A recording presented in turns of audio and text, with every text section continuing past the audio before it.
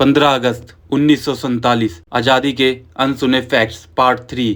वो इतिहास जो आपने किताबों में नहीं पढ़ा होगा। कलकत्ता हाई कोर्ट के चीफ जस्टिस पीवी चक्रवर्ती को लॉर्ड क्लेमेंट एटली ने कहा, गांधी के कारण नहीं, आईएनए के डर से भारत छोड़ा। यही है दोस्तों आज का अनसुना फैक्ट्स। आइए हम बताते हैं इसका पूरा सच। अब आप पूछेंगे ये आईएनए क्या है? बहुत सारी बातें जो हमें इतिहास में नहीं पढ़ाई गई। आइए बताता हूँ आईएनए क्या है और क्यों उसके डर से अंग्रेज भारत छोड़कर चले गए। तो दोस्तों इस अनसुने फैक्ट्स की शुरुआत होती है 1941 में, जब सुभाष चंद्र बोस को अंग्रेजों ने घर में नज़रबंद किया था। वो भेष बदलकर जर्मनी गए, फिर पनडुब्बी से जापान पहुँचे। जापान में हजारों भारतीय सैनिक थे जो अंग्रेजों की फौज में थे और जापान ने उन्हें पकड़ रखा था। सुभाष चंद्र बोस ने कहा, तुम अंग्रेजों के लिए क्यों लड़ रहे हो, अपने देश के लिए लड़ो। और आज़ाद हिंद फौज का जन्म हुआ। नेताजी ने कहा, तुम मुझे खून दो, मैं तुम्हें आज़ादी दूंगा। इस फौज में 40,000 सैनिक थे और उनके नेता थे सुभाष चंद्र बोस। तो दोस्तों आईएनए की फुल फॉर्म है इंडियन नेशनल आर्मी। हिंदी में इसे कहते थे आज़ाद हिंद फौज। इसकी स्थापना 1942 में कैप्टन मोहन सिंह ने की और 1943 में सर्वोच्च सेनापति बने नेताजी सुभाष चंद्र बोस। नेताजी के कहने पर आईएनए ने कहा, हम दिल्ली चलेंगे। 1944 में इम्फाल कोहिमा की लड़ाई में आईएनए और जापानी सेना हार गई। भूखमरी से फौज टूट गई। 1945 में दूसरा विश्व युद्ध खत्म हुआ, जापान हार गया और 18 अगस्त 1945 को नेताजी का प्लेन क्रैश हुआ।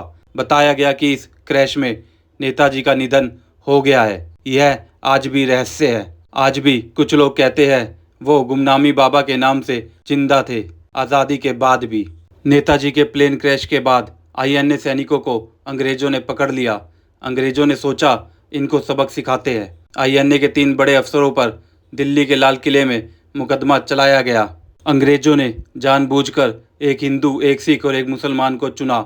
हिंदू जिनका नाम था कर्नल प्रेम सहगल, सिख जिनका नाम था कर्नल गुरबख्श सिंह ढिल्लो और मुसलमान मेजर जनरल शाहनवाज खान, ताकि लगे ये तीनों अपने धर्मों के गद्दार हैं। पर दोस्तों अंग्रेजों का प्लान उल्टा पड़ गया। अंग्रेजों ने सोचा था डर पैदा होगा, पर हुआ उल्टा। जैसे ही पता चला लाल किले में अपने देश के सैनिकों पर मुकदमा चल रहा है, पूरा देश एक हो गया। पहली बार आज़ाद हिंद फौज के लिए हिंदू, मुस्लिम, सिख सब एक साथ बोले। लाल किले से आवाज़ आई, सहगल, ढिल्लो, शाहनवाज को रिहा करो। कांग्रेस, मुस्लिम लीग सबने आईएनए का समर्थन किया। भूला भाई देसाई, नेहरू, पटेल खुद वकील बने। और फिर हुआ 18 फरवरी 1946 को सबसे बड़ा धमाका। बॉम्बे में नौसेना विद्रोह, नेवल म्यूटिनी। सभी नाविक एक हो गए। बॉम्बे के जहाज HMIS तलवार के 20,000 नाविकों ने विद्रोह कर दिया। अंग्रेजी झंडा उतारकर तिरंगा और मुस्लिम लीग का झंडा एक साथ लगा दिया। विद्रोह कराची, कलकत्ता, मद्रास तक फैल गया। पूरी की पूरी नौसेना विद्रोह पर उतर आई थी। अंग्रेजों के होश उड़ गए और उन्हें लगा जिस भारतीय सेना और नेवी के दम पर हम राज कर रहे हैं, वही अगर बागी हो गई तो हम यहाँ कैसे टिकेंगे। और जब अंग्रेजों को लगा सेना हाथ से निकल रही है तो उन्होंने जल्दी जल्दी भारत छोड़ने का फैसला किया। और 15 अगस्त 1947 देश आज़ाद होने के 9 साल बाद 1956 में कलकत्ता हाई कोर्ट के चीफ जस्टिस पीवी चक्रवर्ती और मेहमान लॉर्ड क्लेमेंट एटली दोनों साथ साथ बैठे बातचीत कर रहे थे। एटली वही थे जिन्होंने 1947 में आज़ादी के कागज पर साइन किए थे। जस्टिस चक्रवर्ती ने लॉर्ड एटली से पूछा, आपने भारत क्यों छोड़ा? क्या गांधी जी के भारत छोड़ो आंदोलन से आप लोग डर गए थे? तब एटली ने जवाब दिया, गांधी जी के आंदोलन का असर बहुत ही कम, मिनिमल था।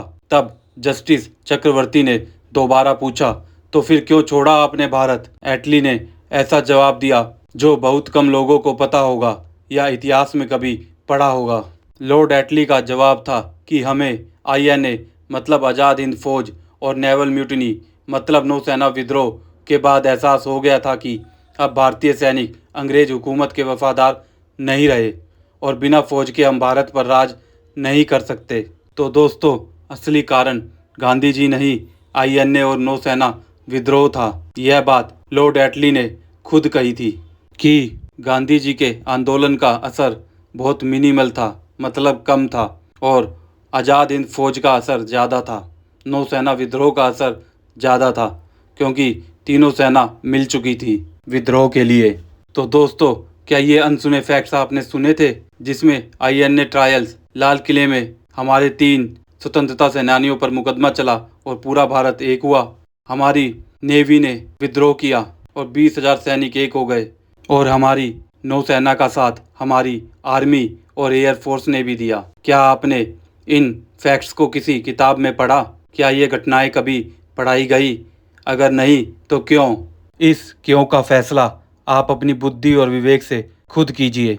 तो दोस्तों, ये फैक्ट्स हम ऐसे ही नहीं बता रहे, ये बात जस्टिस पीवी चक्रवर्ती ने खुद अपनी चिट्ठी में कही थी। तो दोस्तों, फैक्ट्स टू नो का तात्पर्य सिर्फ इतना ही है कि आप सच जानिए और सही जानिए। जय हिंद, जय भारत, वंदे मातरम।